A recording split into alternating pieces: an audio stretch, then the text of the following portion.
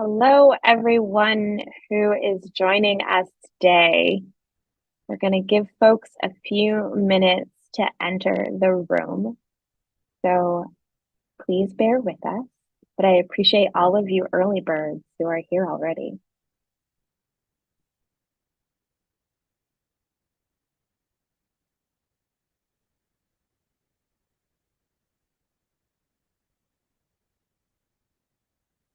For folks who are coming into the room, I love knowing who is here with us.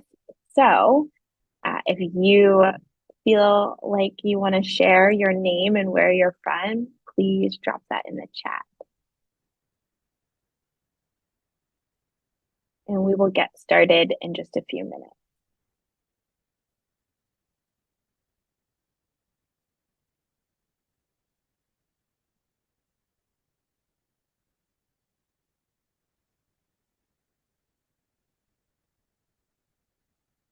We've got folks from Boston here and Chicago, New Jersey, Michigan. Hi, Medina. Good to see you. California, Minnesota, Georgia. We're going to be talking about Georgia today. Virginia and Alabama. Texas, where Dr. LeFlouria is. More Georgia.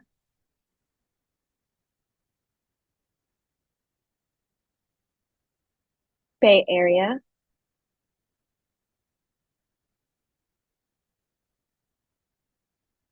Dr. Hicks is with us. Hi, Dr. Hicks. Philly. Missouri. I feel like this is testing my knowledge of the acronyms for the state.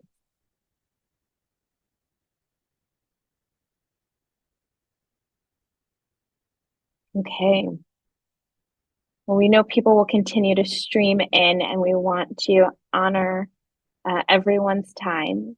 So, hello, I am Sydney McKinney. I am the Executive Director of the National Black Women's Justice Institute. Before we get too deep into things, I want to let folks know that closed captions are available, and to access them, you click on the button at the bottom of your screen that says Live CC. Also, if you encounter any tech issues during the event, you can chat NBWJI for assistance. So I am so incredibly happy to have each and every one of you here tonight for our book club with Dr. Talitha LeFlouria, author of Chained in Silence, Black Women and Convict Labor in the New South. One second, everyone. Here it is. You can see it. You can see all of my notes. We launched this book club in 2021 to elevate the personal stories and scholarship by Black women that highlight the real impact of incarceration on the lives of Black women and girls.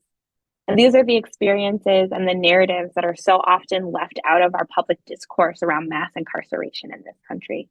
And so we really want to elevate the experiences of directly impacted Black women and girls through this book club.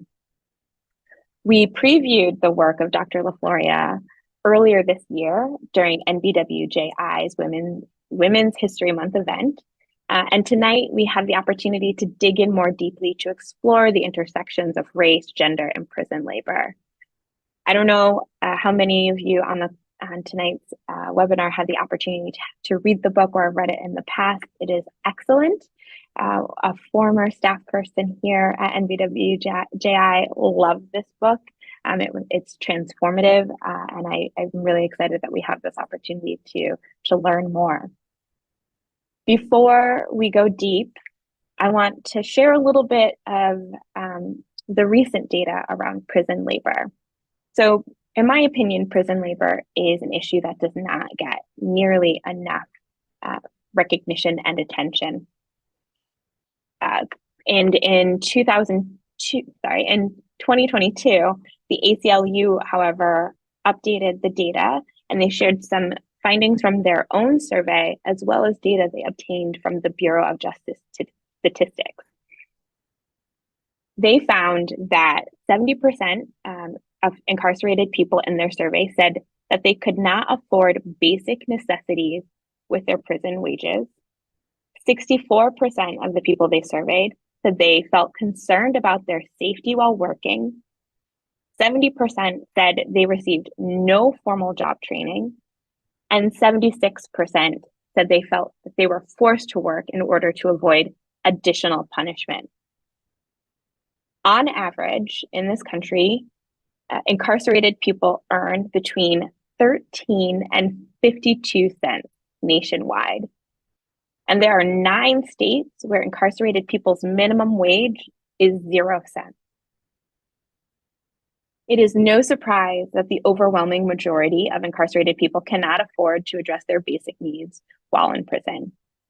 In our forthcoming report, Pathways to Wellness, Health Needs of Black Women After Incarceration, we calculate that the $5 copays women are required to pay for medical services in California prisons is equivalent to requiring them to pay $600 for a single doctor's visit. Can you imagine? But they're not getting paid, but their labor generates billions of dollars. The ACLU estimates that $2 billion in goods are produced by incarcerated people. And prisons save more than $9 billion by employing incarcerated to perform maintenance services like janitorial work. So it is clear without a question that exploitative prison labor continues to this very day. And its roots are a direct outgrowth of the convict leasing system that emerged in the South after the Civil War. So tonight we are talking to Dr. Talitha LeFlouria. Sorry, I got a little distracted. You have an L as your middle name too. And we're going to learn more about that history tonight with Dr. Talitha LeFlouria. Dr. LeFlouria is an associate professor of history and fellow of the Mastin Gentry White Professorship in Southern History at the University of Texas at Austin. She earned her Ph.D. in U.S. history at Howard University. She authored this very book, Chained in Silence, Black Women and Convict Labor in the New South in 2015. And it is the first history of Black working class incarcerated women in the post-Civil War period. Until this book, no one had really explored this issue very deeply, and so I'm very excited that she has. This book very clearly received several, or unsurprisingly, received several awards, and she is currently finishing her second single-authored book, which is called Searching for Jane Crow, Black Women and Mass Incarceration in America, from the Auction Block to the Cell Block. So I'm excited for that to be released too. Thank you so much, Dr. LeFlouria, for jumping.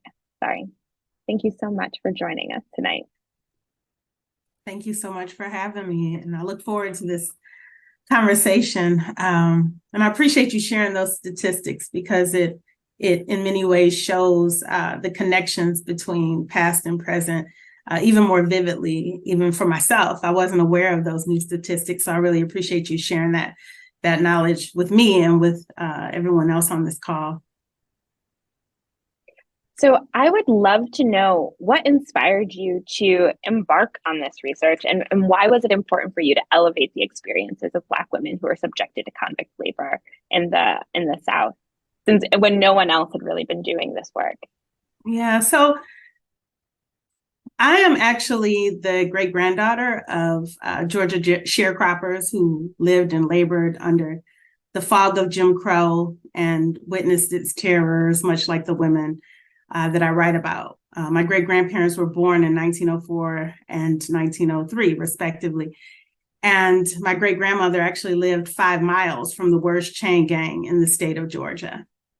And many of her childhood memories were filled with visions of Black prisoners working on the side of the road, chained together around the ankles. And even though, she didn't go into a lot of depth in discussing these particular memories, I was always intrigued about, her stories growing up in the Jim Crow South. And I was even more deeply intrigued by her silences and the things that she kept hidden from me. So it's, the unspoken stories of racial terror and of violence and state-sanctioned slavery, really, that form the basis of this book, is what is what really drew me to this history, because I knew my great-grandmother and my great-grandfather had witnessed all of that. So recovering my great-grandmother's silences was one reason I wrote this book, but the main reason that I wrote it was to give voice to a group of incarcerated Black women who had theirs taken away. As many of us are aware, incarcerated Black women have been ignored historically and continue to be ignored and marginalized in public conversations about mass incarceration. So, writing this book was my way of making incarcerated Black women visible and legible in this history, but it was also a way to highlight the mistreatment of Black women through the criminal legal system, a mistreatment that continues to this day. Thank you. So you described convict leasing as state-sanctioned slavery, and I'm hoping that you could tell us more about the origins of the convict leasing system that existed in the South.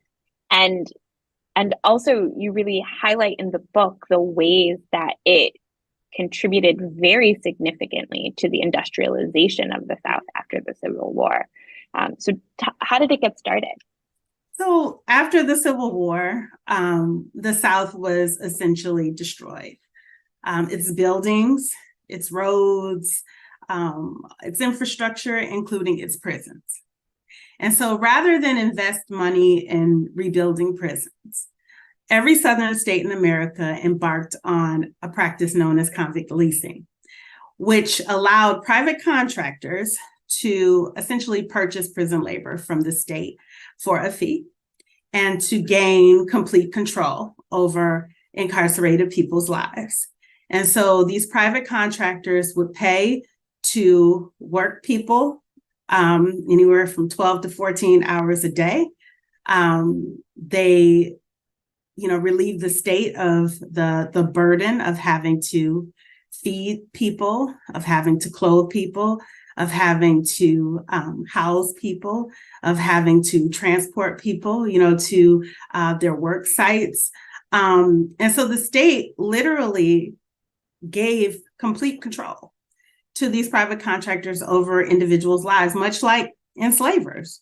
And they profited immensely from incarcerated people's labor, and they exploited them in pretty much every industry that you could possibly name. So after emancipation, the plantation system still continued to some extent, particularly through a system known as debt peonage, which was another form of modern day slavery where people who were convicted of minor misdemeanor so-called crimes, because these were not like real crimes, people were put on these peonage camps and forced to work, off their court fees. Well, people who were incarcerated in the convict lease system were convicted of felony, quote unquote, offenses. And so these were people who could be held for much longer periods of time. During this time period, a petty theft, for example, could land a person in prison for 10 years. Or it could land a person on a chain gang for 10 months. It was all left to the discretion of the judge, right? And so having control over people for a very, long period of time meant that these private contractors could accumulate so much wealth, right, from people's labor. We're talking millions of dollars during the 1870s and 1880s and 1890s and so on, which would equate to probably closer to $1 billion today when we consider inflation.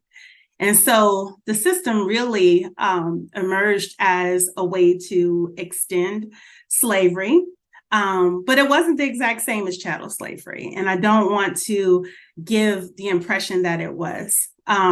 This was not a system where people, who were incarcerated inherited the status of their mothers. This was not even a system that depended on or was perpetuated through incarcerated women's wombs. It was completely the opposite. And so whereas during slavery, conception was the way to replenish enslaved labor forces after emancipation, conviction becomes the way to do that. And so when Black women's wombs lost their worth, their labor became much more valuable, and it was their labor that the private contractors really wanted to exploit. And so the system, it derives in some ways out of slavery as a way to extend slavery, but it becomes a solution to the prison problem or the non-existence of prisons to house formerly enslaved Black people that they wanted to continue to control and oppress. And also, as you said, to rebuild the South, which Absolutely. I think was such an important factor for the kind of rapid expansion of convict leasing in the South.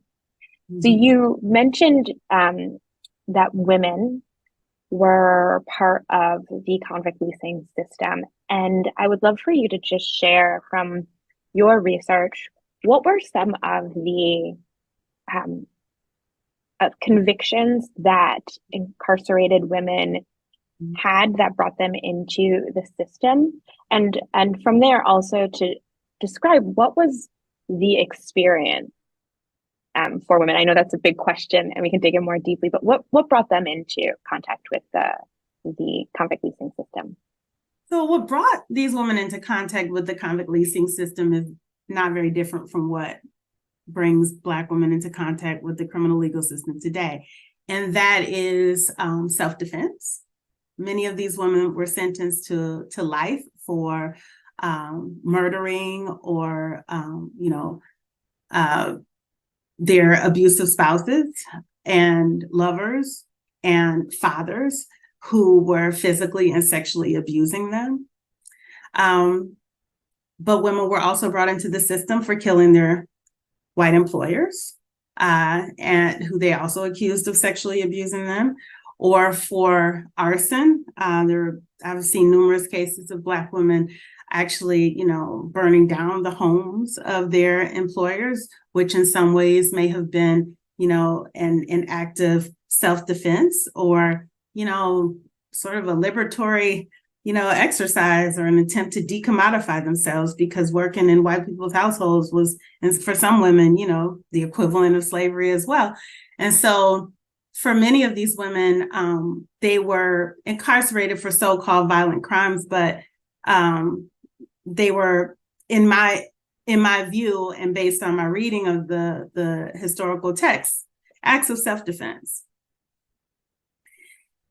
And so as it pertains to their experiences, just to think about the life of a day of a Black woman in a prison camp, I mean, it would have involved waking up at the crack of dawn to do any variety of tasks, which could include everything from building a railroad to working as a lumberjack, to working as a blacksmith, to working in a brickyard. Black women worked in mines. They also cooked. They were laundresses. And in some instances, they were forced to serve as the private servants of prison wardens and other officials of the state. And so, their labor roles were varying, and so were their experiences. Many of these women were subjected to some of the most brutal forms of physical and sexual violence that you could imagine. Some of these women became pregnant. Sometimes their children were killed. I've actually seen instances of women giving birth in all-female prison camps. Now, cisgender women can't get other cisgender women pregnant, right? And so here you have all-female prison camps where women are being impregnated by the guards, being sexually assaulted and being impregnated by the guards.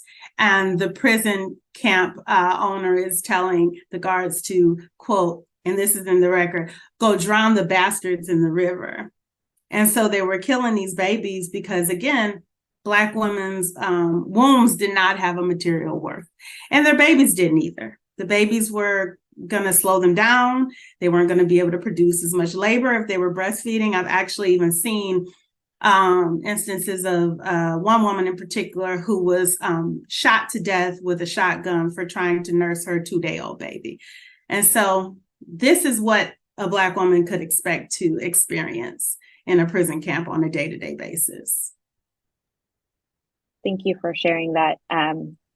It is harrowing what those experiences were. And, I was really struck by, while reading the book, how, as you named, the factors that brought women into contact with the legal system at the time are so similar today. Crimes of survival, right? Mm-hmm.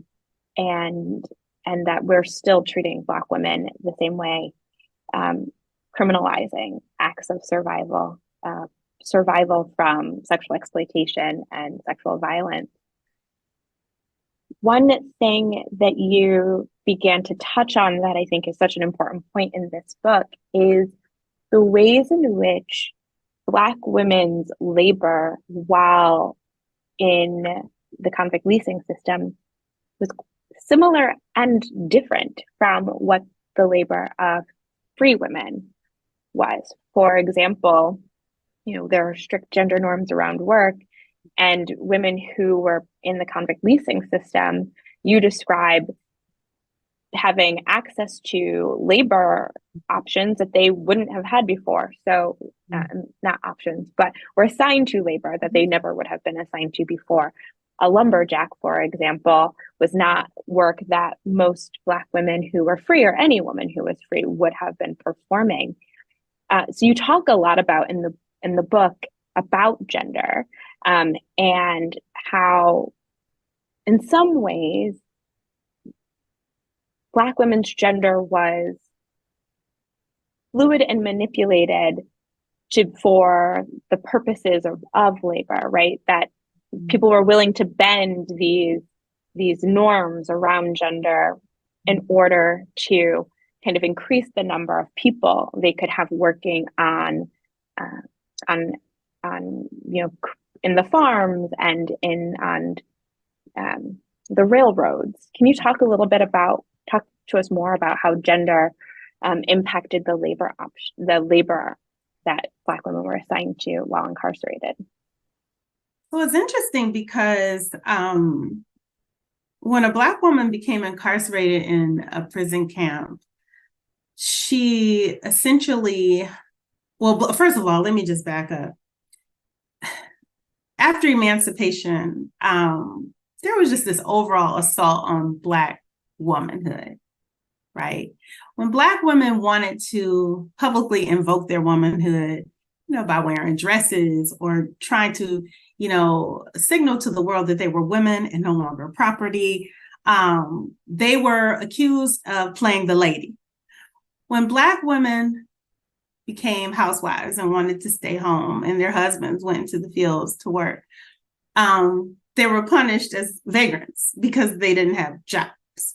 So this assault on Black womanhood was already taking place in the free world, even though Black women were still, overall working either in the fields or as domestic workers. They were still being defeminized and dehumanized, right? And so if you can imagine how that carries over into a prison camp or into a chain gang setting, where now it becomes even more exacerbated, right? Black women were forced to wear men's suits of stripes. They were forced to wear men's brogan shoes. They were forced to perform the same exact kinds of work as men. They were whipped the same as men. They were brutalized. And the only time that they were viewed as real women is when they were raped. And so there was no consideration, or protections for Black women in the free world or within these carceral settings. It's just that the carceral settings were, closed off, from public gaze, and it just made things even worse for Black women. And then again, the labor extraction, right? The demand for hard, heavy, manual labor essentially caused Black women to no longer be viewed as women at all, except again, when they were objects of sexual violence. And that is really how they were viewed, as objects of sexual violence. You also talk about this concept, social rape, and I'm wondering if you can tell us a little bit more about what you mean by that and why you felt it was relevant and important as a framing for the experiences of incarcerated Black women. And so I use this term social rape to describe the practice that I just described a little bit of forcibly defeminizing Black women and stripping them of their choice and their right to be socially recognized as women. And I use the term as opposed to gender erasure because I felt that, seeing how much Black women fought for their right to be recognized as women by burning men's clothes in the prison camps and doing other things to, force this recognition of their womanhood, having come out of chattel slavery. I felt that gender erasure was just not the proper way to describe what the state was doing to them. It was my way of sort of giving power back to these women and saying, through social rape, there is this stripping or this violent attempt to take away, these women's right to be socially recognized as women. But it's a temporary disembodiment and not a complete destruction of their gender identity. And it's about these women still clinging to and claiming, their identity, even when the state tried to take it away from them.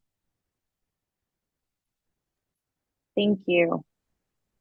So, one thing that really struck me while reading the book was kind of the cataloging of medical conditions and the wear and tear on women's bodies. I'm hoping you can talk to us a little bit more about that, and particularly some of the stuff around reproductive health. It's front of mind for me because we have just wrapped up a report that will be coming out later this month that is about how formerly incarcerated Black women navigate their health and access healthcare after incarceration. And so much of what we learned was how the incarceration experience worsened their health. And that parallel between what you describe in the book feels so relevant today. So I'm hoping you can talk to us a little bit more about the ways in which the health and wellness and bodies of women were harmed during prison camps and convict leasing. Yeah, so that is definitely one of the unfortunate realities of this history, is that these women left the system when they were able to find, if they were fortunate enough to leave and had survived their sentences. Many did not. They were completely broken. Their physical health had been destroyed. For some of these women, as you can imagine, probably most of them probably experienced some pretty significant mental health challenges after they were released from prison. I've seen instances of women who had, nervous breakdowns or mental health breakdowns on chain gangs and in the prison camps, and were given medical clemency because they were of no longer value to the state or to the counties exploiting their labor. If I had to, catalog some of the kinds of illnesses that women had, a lot of these women suffer from reproductive or gynecological conditions, such as a prolapsed uterus. I don't know, for the women who are on the call, some of you may be familiar or may not be familiar with this condition, but what it involves is essentially the uterus beginning to fall out of the body, literally. And one of the reasons, and particularly for these women, that began to happen is because of the hard, the heavy labor that they were doing that was causing so much stress on their reproductive system or on their, that their uteruses literally can no longer accommodate the work. And so they evacuated. What this resulted in was sterilization. There were numerous women who were either sterilized surgically through forced hysterectomies. And I've seen cases of women literally in a Tennessee prison, like 4 or 5 hysterectomies a month. So what does that say? And this is before eugenics, okay? So women were given forced hysterectomies, or the labor resulted in sterilization. So the reproductive consequences for Black women who may have had hopes of being mothers, when they left the system, if they were fortunate enough to leave. And this may have particularly been the case for those 15 to 16-year-old girls who were swept into the convict leasing system. And it is just, devastating to think about that. And to also think about all of the women who, lost their limbs, those women who were working as lumberjacks. Unfortunately, that's one of the things that I had to write about, right? When you're writing this history, you have to tell it all. And so when I write about these medical challenges, I wrote about these medical challenges that these women faced, and looking at these prison camp hospital records. It was one of the most disturbing things that I had to do, to see women having their limbs, amputated, or seeing women, lying on their backs, or laying in a bed, literally for, weeks at a time with broken backs from, the heavy, tree trunks falling on them, having, flesh-eating, staphylococcus, literally eat away their bodies to the point where the state just let them go and go home and die. And even seeing these medical clemencies and women, there was one woman, Ella Gamble, that I wrote about, who had been in the system for 20 years, had been trafficked through 5 prison camps, had given birth to 6 babies in captivity, and was released as she was bleeding to death and dying from cancer of the womb, bladder, and rectum. These are the kinds of medical horrors that Black women experience in these prison camps. And that doesn't even capture, that's just scratching the surface. And so, for people who didn't enter into the system sick, they certainly left broken, if they survived at all. Yeah, it was definitely hard to read and disturbing to see the parallels between what women reported to us in the study that we did in 2022, 2023, that women who were incarcerated in the last 20 years are describing very similar stories around the serious challenges they had with reproductive health care, the ways in which issues went unaddressed, the kind of poor quality of medical physicians in prisons to even have the skill to address what their concerns were. Folks also talking about sterilization and forced hysterectomies, or being required or urged to do the most invasive, most serious kind of medical procedure to address a condition that had, much less invasive options to start. Right. Always being given, right? Exactly, fibroids, right? Always having hysterectomy as the response instead of so many other, interventions that they could have put in place for women before that. And so just like reading it was just so striking how similar how striking it was that incarceration worsened women's health. As you said, if they entered well, they did not leave well, they left broken, and how just poor the medical care was and the consequences that had for them while they were incarcerated.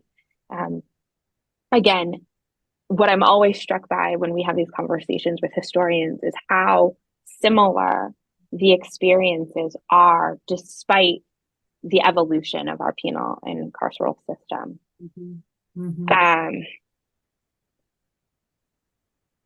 You mentioned this a little bit, and I would love to just hear more, because there are these great examples in the book about resistance. You mentioned how women burned clothes, they burned a prison. So I would love for you to talk about how women, despite being under a system of control and exploitation, still resisted. Thank you. I need to be able to talk about the fight, because this is just such a heavy and, just a depressing and demoralizing history that I'm always excited when we can talk about, the fight. These women, they did everything that they could to survive, but to also escape. And so I've seen numerous examples of women who ran away. One of my favorite cases involves a woman who escaped, and when they actually ended up catching up with her in Atlanta, and when they asked her why she ran, asked her, why would you, is this really a question? She said, because I wanted to see my daughter. So this is something that didn't, make it into the book, but I've seen numerous examples of women, running away, women working slowly. Sometimes they, like you mentioned, set fires, whether they burned the men's clothes that they were forced to wear. In one case, they burned down the women's barracks at the Georgia State Prison farm. They would sometimes abuse livestock. And I think for these women, it was the only thing that they really had control over. When you're in an environment where you are a victim of violence and you have there's nothing more vulnerable to you than an animal or another person who's in the same predicament as you. And so for some of these women, they abuse animals. They would poison. I did see an instance of a woman. She was accused of being a filthy cook. And what I think that meant is that she was putting a little something in the food. And so, just seeing these examples, it really just showed me the, just Black women's determination to be, to have their humanity recognized, to not be treated as, commodities, to not be treated as, modern day slaves. Because remember, some of these women had already been enslaved through the chattel slavery system, and now we're being subjected to this new system of carceral slavery. And so I just feel inspired every time, I revisit these stories of resistance, because their determination, to have their humanity recognized and to be free, even if it wasn't physically free, right? Even if they were just liberating themselves, psychologically in the moment, just having the satisfaction, doing something to get back at a system that was, just treating them so horribly, just brings me some sense of, hope, even for women today who are suffering in this system. One example you gave that I loved was that there was a woman who escaped, and I guess there were dogs that were supposed to be watching, but the dogs weren't around. And then when they caught up to her with the dogs just like licked her hand, and then they were like, "Oh, yeah." And because she had befriended these dogs that were put in place, she had been feeding them. She was a cook, but she had been feeding the dogs. She was smart. Yeah. And then I think they realized, they were like, okay, well, we can't, something about her and the dogs, right? Like they learned from that mistake but I loved just that the kind of the tenderness that she showed the dogs, and how that actually helped her in her escape. It's one of my favorite stories. Thank you for bringing that up. There aren't very many things that made me laugh researching this book, but that was one of my favorite stories to write and to read. Mm-hmm. Yes, we have some folks who have some questions, so I am gonna see what folks are saying. So Susan Burton, hi Susan, really happy you're here. Susan asks, what are some activities and actions we can take to end this harm to women who are incarcerated? So I appreciate this question so much, Susan, because it's bringing us to the present day, learning from what you share with us in this book. What do you see as what we can do as far as ending the harm that incarcerated women experience today? So I think that's a wonderful question. You know, my reflexive question, my reflexive answer is in the system, and then the problem will go away, right? And so, I don't have this whole abolition thing all worked out in my mind, but I know that, ending this practice of incarcerating women and locking up women for, really nothing, really for continue to produce harm to women and locking up women or incarcerating or criminalizing their trauma, that has to end. But I'm not 100%, sure beyond ending the system what other solutions can be made besides improving the conditions of women, inside of prisons. But then does that perpetuate the system? Not quite sure. So I think it's a really complicated answer, and it's not one that unfortunately I can easily answer. I want to kind of get back to this question about thinking about today and what prison labor is like in the present day, because I feel like there are folks who are just the level of exploitation is not well explored. I think there are incarcerated people who serve as, firefighters in communities. I was reading also that there are incarcerated people who are part of emergency preparedness plans. And it feels like we are demanding and requiring folks whose rights we have stripped to show up and care for and take care of our society in a way that we are not willing to do for them. When you think about, prison labor today, what is the thing that you feel like it's still holding the system together? What are the vestiges from, the convict leasing that emerged at the turn of the 20th century to today that's keeping this kind of exploitation still in our penal and carceral system? Well, the profits that are being generated, the connections to private industry, but then even if there were no connections to private industry, based on the report that you started with, from the ACLU, sharing how many or most incarcerated people are actually doing work that supports the actual institution itself, then the question is, if that went away, would we still have this system of punishment? And I don't know that I'm fully convinced that we wouldn't.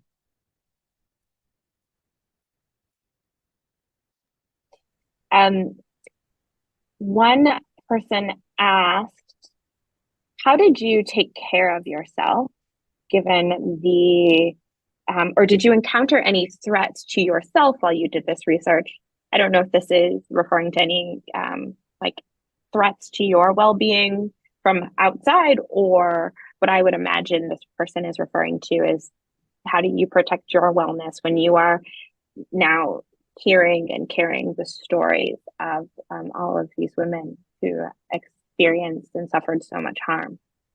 Yeah, well, I never experienced any personal threats from the outside to my own, my health and well-being. But I do remember numerous times when I had to pull back from the work, from the research, from reading, the records. I mean, it just there were times when I would have to take 2, 3, sometimes a month, away from the manuscript to just quiet my mind and my soul, because as you can imagine, it's just really, it's if it's disturbing. If it's disturbing to read, it has to be hard to write, but it was even worse for these women to live it. And so if they could live it, then I could read it and I could write it. But there were just times when I had to, pull away from it and just watch lots of mindless television. At that time, I didn't really have a self-care ritual. I didn't, self-care, I don't even think was like a buzzword the way that it is, today, post-COVID. But for me, just trying to protect my mental and emotional sanity the best way that I could is really all that I could do.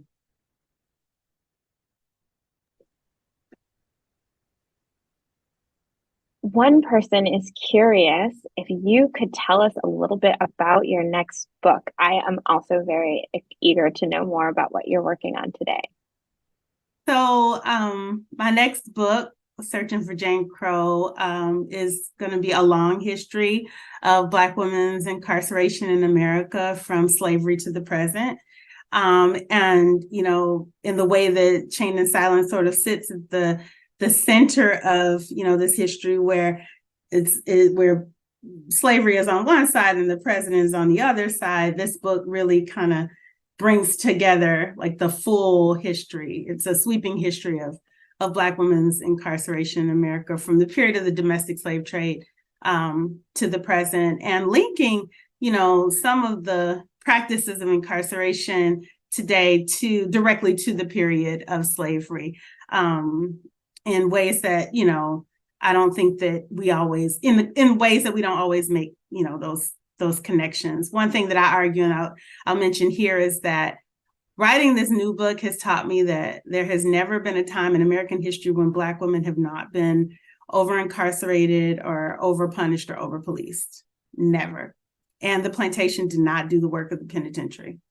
Black women were overrepresented in prisons and jails and in carceral settings during the period of slavery, after slavery, just as they are today. And the difference, the reason why we don't always see it is because Black women are always compared to Black men. And that is what renders Black women even more invisible. But when you compare the numbers with white women, it tells a very different story. And so looking at it historically to today will help us to better understand, this historical epidemic of Black female mass incarceration. Thank you for that. I think that is so dead on in the ways in which the harm that directly impacted Black women and girls experience is made invisible because of who we are compared and placed next to, and how important it is for us to, we talk about here, disaggregating the data so that we can actually see Black women as an independent group from Black men, and not just think that because it's small, it's not as important. Mm-hmm. I also think that when we're thinking about small numbers, mm-hmm. we just also run the risk of not even being able to see, like you said, the harm, right? Because I think they're at greater risk of being harmed because no one's watching, right? No one's digging in the way that they are thinking about what's happening to Black men and the men's prison population.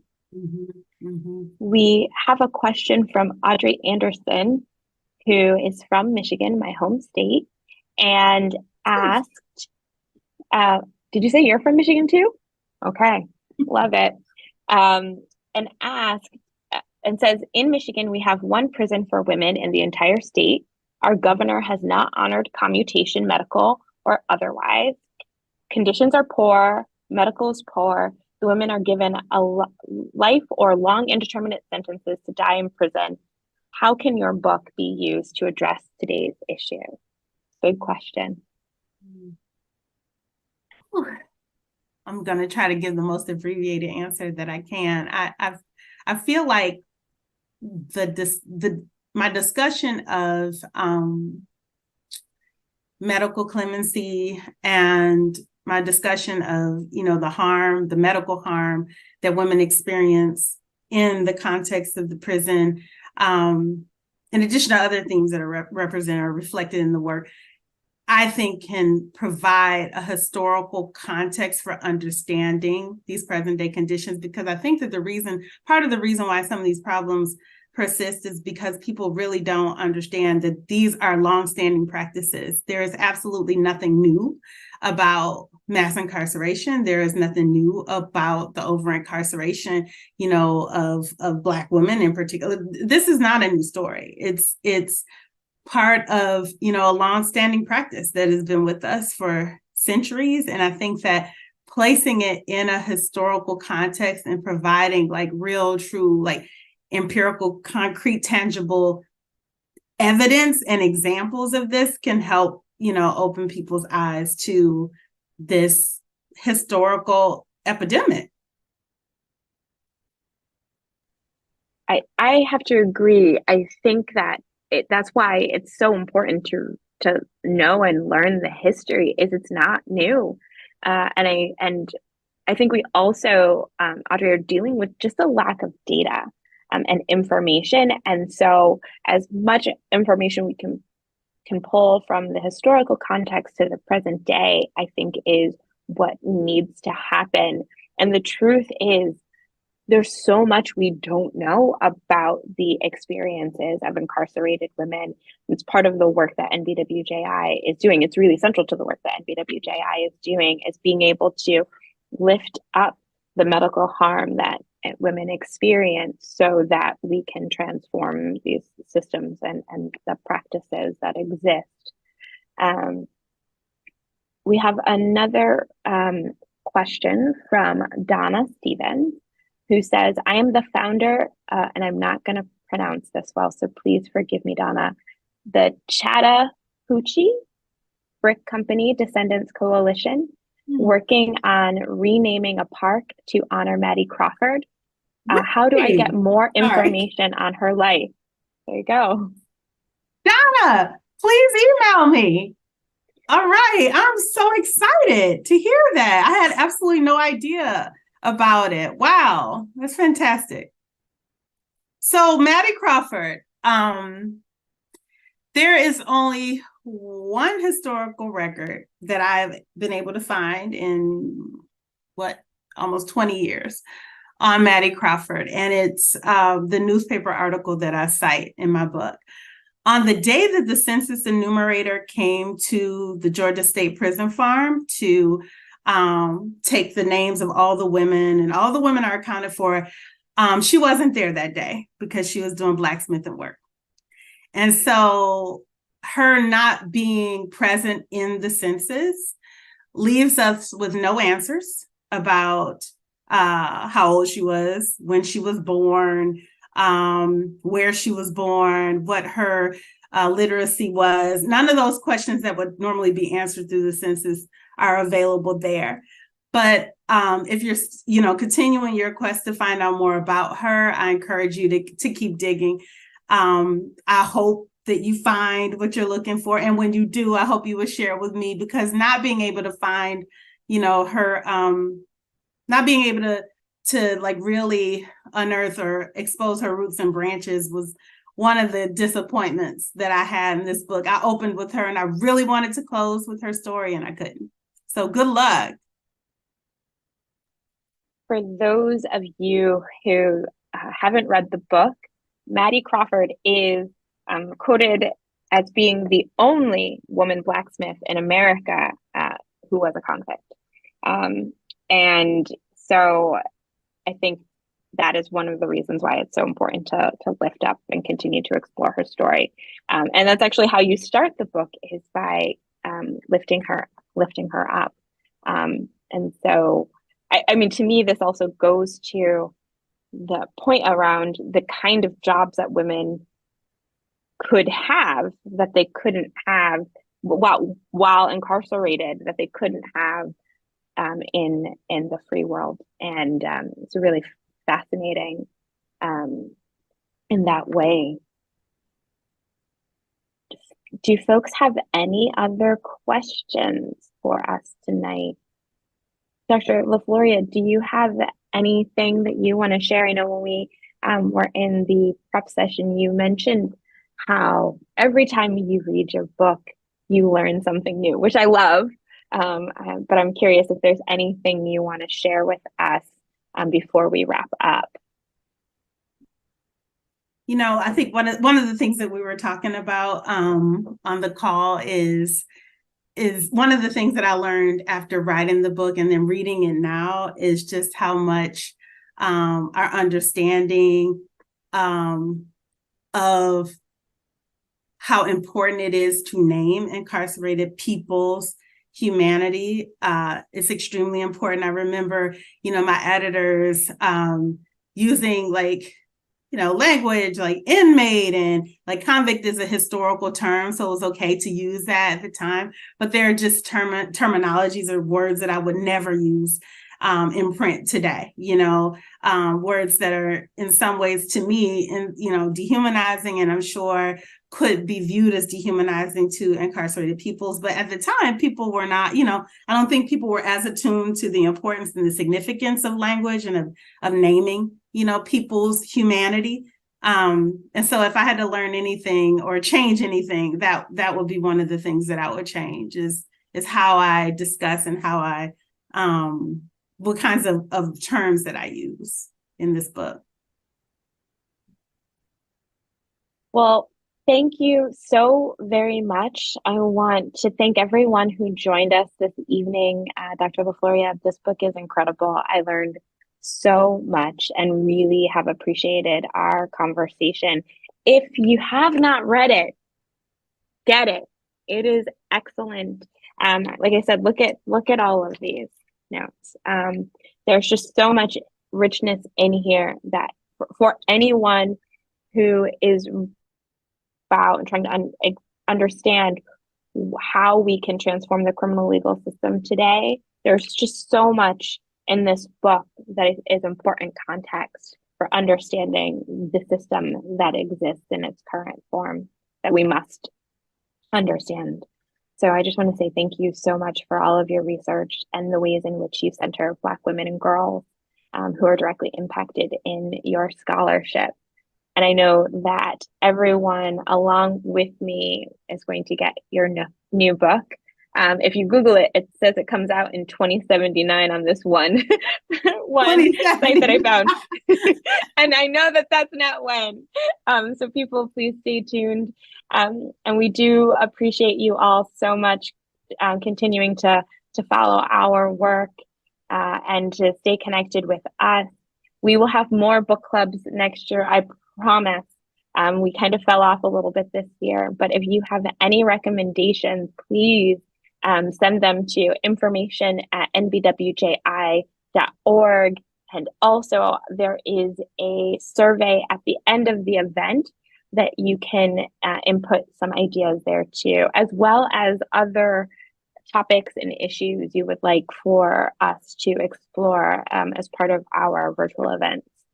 So thank you everyone for spending the evening with us. And thank you so much, Dr. LeFlouria, for taking the time to share your brilliance with us this evening. Thank you. Thank you so much. Good night, everybody. Take good care, everyone.